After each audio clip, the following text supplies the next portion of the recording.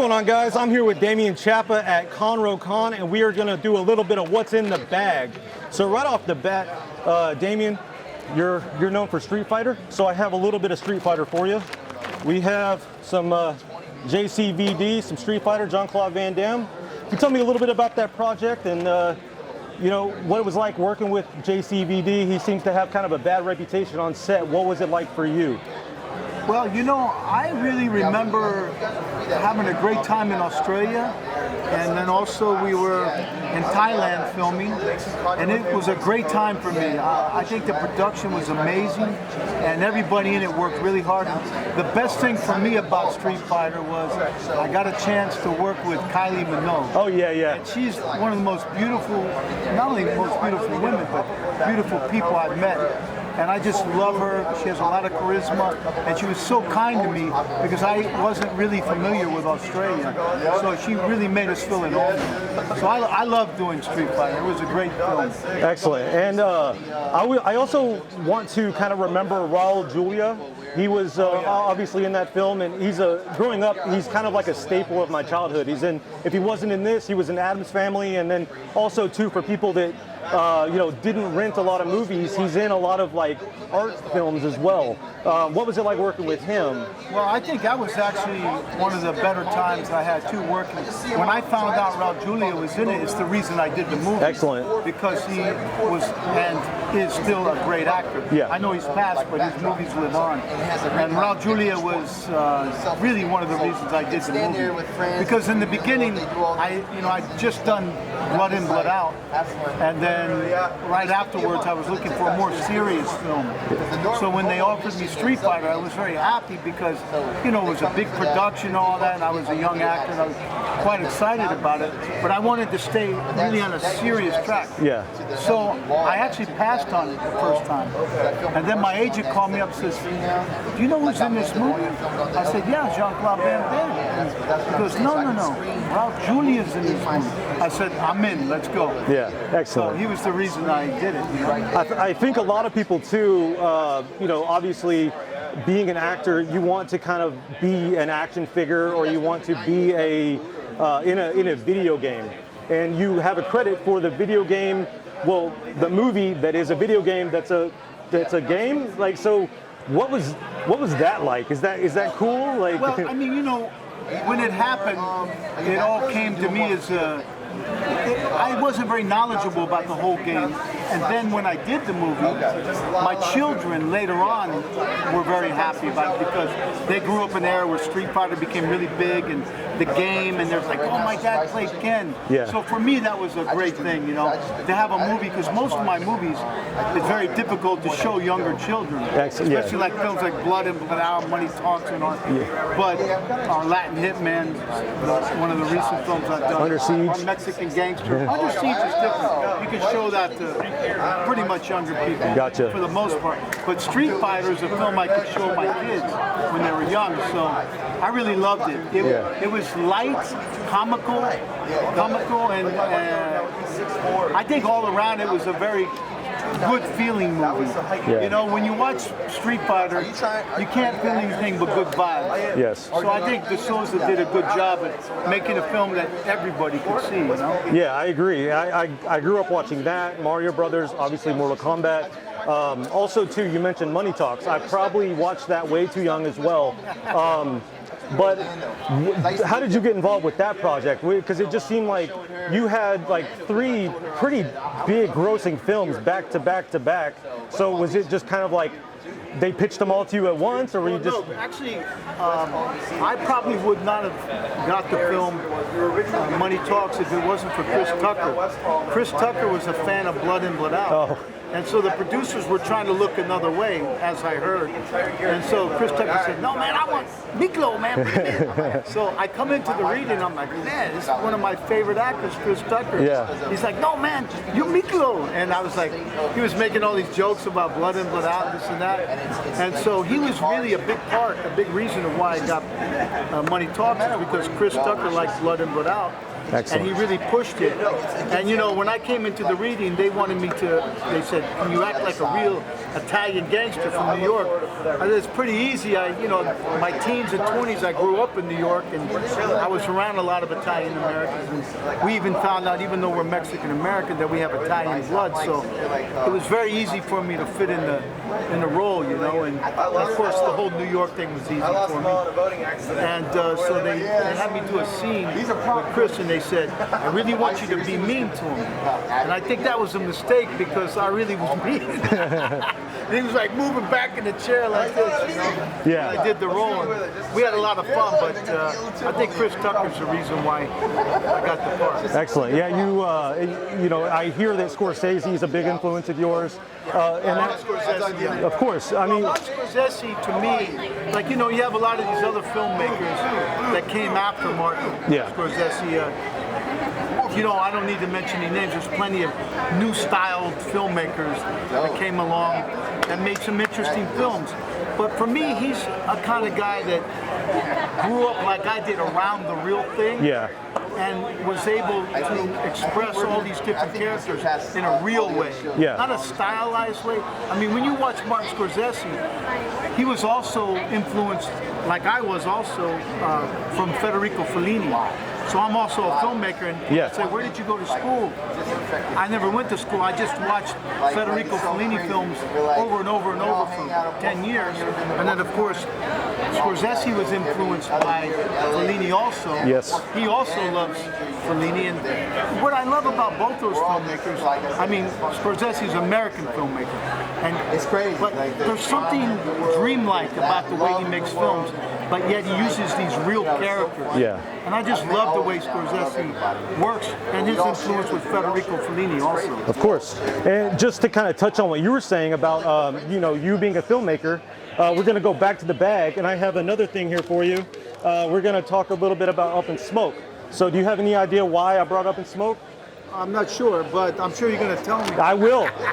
Stacy Keach. Oh, I love Stacy. I know you do, and you've directed Stacy Keach. Yeah. So why Three did times. I know? So why did you choose to work with him? Like, did it have something to do with Up in Smoke, or was it just? No, I think Stacy. We did El Padrino first together, and Stacy is such a real actor, such a, you know, he's very emotional. Yeah. But he doesn't really act. He just becomes. And he's a real natural actor, and he always has been. Yeah. And I just love how intense he can get, and yet soft. He's a kind of actor that can go from A to Z in 2 minutes. Exactly. And I think he's probably one of the best American actors, Stacy Keach. I agree, and I like that you've also directed Brad Dourif. Brad Dourif was one of my favorites. Insane good, like so underrated. One of the best X-Files episodes I've ever seen in my. Well, actually, some of the best TV I've ever seen. You know, I mean, I watched him when I was younger, in One Flew Over the Cuckoo's Nest with Jack Nicholson. I mean, he's one of the best actors we have too. I'm so fortunate to work with him. He's such a great actor, and I love working with him. He's so professional, so on time, and so humble. Of course. And I love working with people like that because my job's hard enough, you know, being an actor and a director in the same movie sometimes, which I do a lot. Yeah. You know, you don't need people that are, you know, prima donnas around. You need people that are ready to go to work and ready to enlist into the film. This one's kind of an oddball, but I thought it would be fun. We have a little Pete's Dragon there. Pete's Dragon. Do you know why I brought that today? So that stars Robert Easton. And Robert Easton. Yes. Oh, I didn't know that. Huge influence of yours. Also, he worked with you as far as like doing some dialect coaching and things like that. Yeah, he was a big influence when I was getting ready to play James Dean in a movie, and I was doing the family funded, I should say, family approved James Dean movie in the 90s, and Leonardo DiCaprio was going to play in the Warner Brothers one, and they had us on the front of, I think it was the LA Times or the New York Times, and how we were both doing the same type of movie about James Dean. You know, when I was young, I did the whole Jimmy Dean thing. Yeah. And I got the one approved by the family, and Leonardo got the other one. And I thought it was quite interesting because I thought Leonardo would have been great as James. Oh, of course. But Robert Easton said I would have been good at it, so he started doing the voice. And the studio hired me, and I started doing all the little Midwestern things that Jimmy Dean did and all that. Yeah. And Robert really got me into it. And he was a big influence on how I got the part and how I, won the screen test. Excellent. And after that, he said some really wonderful things about me. And for me, it was quite impressive because I thought he was the best voice coach of all time, and I was very thankful. But what happened was, to tell you a quick story, you may Sure. not. No, let's hear it. There's a book called Once Upon a Time in Hollywood. Yes. And all the producers of the film I was doing, they owed a guy like $15,000, one of their bodyguards for the movie or whatever, and they never paid him. So he went up to a stoplight in Culver City and he assassinated the whole producing element of the film, and one day it was over with. So I went from playing James Dean in a movie. Leonardo stopped. He said no, he didn't want to play him. And then our movie got stopped because of the assassination. And then I went from being James Dean in the movie to sweeping floors in the same studio the following week. That's wild. That's such a crazy story. I had to start painting and everything. So it wasn't until 3 years later that I got Blood In, Blood Out. Well, and that's the Crazy story, huh? Yeah, that's so bizarre. The other thing I wanted to touch on and mention before we wrap up is, you got the key of Corpus Christi. Yes. So, that has to be like the ultimate achievement, like Blood In, Blood Out, it was a very big film, and not only around the world, like in Germany and Sweden, and stuff, but of course in Texas, because my father's a Tejano, which is a Mexican American from Texas. And I consider myself, Chicano, so it was a very important part of the culture for Mexican Americans. And at the time, there was a lot of Chicano people in the government, and they decided to give me the key to the city to Corpus Christi, which really made my father proud, who's since passed, because he grew up in a time where, being Mexican was a very difficult thing. He had to sit in the back of the classroom and everything, and for his son to get a recognition so big of having the key to Corpus, he was like, man, you got the key to Corpus. I couldn't even get in Corpus. So well, I love that, man. I was very happy. My father was impressed by that when he was alive, so I was quite happy. And that's all what we strive for ultimately, is just make our parents proud. Yeah, well, I think Blood In, Blood Out is a kind of a movie that, if I never did another film, and I did a lot since then, I would be happy that I did Blood In, Blood Out, because Blood In, Blood Out is not just a film, it's an experience. And I think that's maybe the film that, when I go to the other side, that may be remembered. Of course, yeah. It's I do a lot of tape trading and like buying and selling of videotapes, and it's typically one of the ones that gets requested the most. People want that physical, like kind of like that, the Pete's Dragon. Like they want that heft. I'm not sure if this is true, but what I heard, that Blood In, Blood Out was the most stolen video in blockbuster history. I believe it. Yeah, I thought that was funny.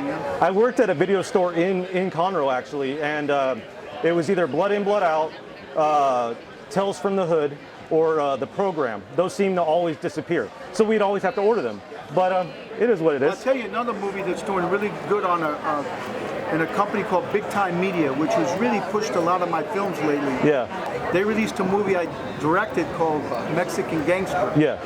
And we're getting ready to do a movie called Dreamers, which is produced by Cesar Trevino, who's also my booker. And Cesar Trevino and I are producing a movie in Arkansas called Dreamers, and it's about a guy who comes from Mexico, and he gets kicked out of America after he does a really good boxing career.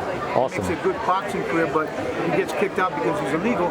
He comes back in, he says, I can't be a boxer because it's too much in the limelight, so he starts making pan de dulce. And he does it really like his granny taught him, like his little granny taught him. And he becomes this big pastry maker. And he starts paying his taxes, he starts doing everything it is to become American. He does everything right, no tickets, no crime, nothing but an upstanding citizen, and he finally becomes a dreamer.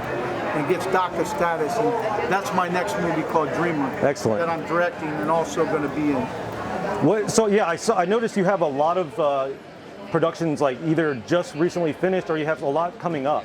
So what provoked the transition to being behind the camera? Was it just a natural? No, I think that when Taylor Hackford had directed Blood In, Blood Out, you know, when I'd never done a film before Blood In, Blood Out. I'd only done theater in New York and lost the James Dean thing due to the catastrophe. So it was my first time in front of a film camera. Sure. So Taylor Hackford, who was a very experienced director, a very brilliant director, he gave me the part. I mean, had to go through hell to get it, all these screen tests with all these famous people, and I was unknown. But once I got it, he really taught me from the ground up. When I was making Blood In, Blood Out, I was learning how to be a film actor at the same time. Awesome. So, you know, it was quite an experience, and I learned a lot.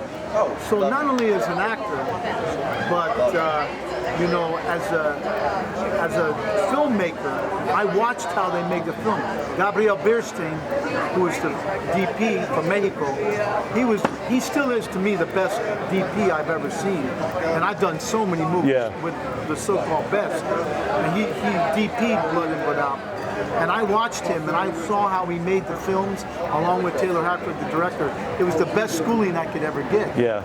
You know, and I learned a lot from that, so I decided I want to make my own films. And when I did, I kind of left Hollywood, so to speak. Yeah. But you know, Hollywood's a figment of the imagination now. Yeah. Because it's not like the old days where Hollywood was, you know, Hollywood could be anywhere. Yeah. You could be in Mexico, you could be in Germany, you could be in Italy, Spain, you could be anywhere making movies, and you can bring Hollywood with you. Yes. Which is what I do. I like that. I interviewed Richard Linklater, and like from Days to Confused and things like that, and that was my number one question. What keeps you in Texas? And he said, the weather. I can do whatever I want anywhere. Yeah, well, I think Texas is the new Hollywood. Yeah, I'm hearing Nashville, Atlanta, and Albuquerque. I mean, Texas. I love Texas. I lived in Florida for a while, came back as soon as I could. So, but yeah, before we let you go, is there anything that we should be on the lookout, you know, other than the movies you already mentioned, that you want to throw out there real quick? Well, I just want to thank everybody, especially in the Mexican-American community, for such wonderful support, especially in the last few years. All our meet and greets everywhere. And without Raza, I don't know what I would have done. They saved me, and I love them with all my heart. Viva la Raza!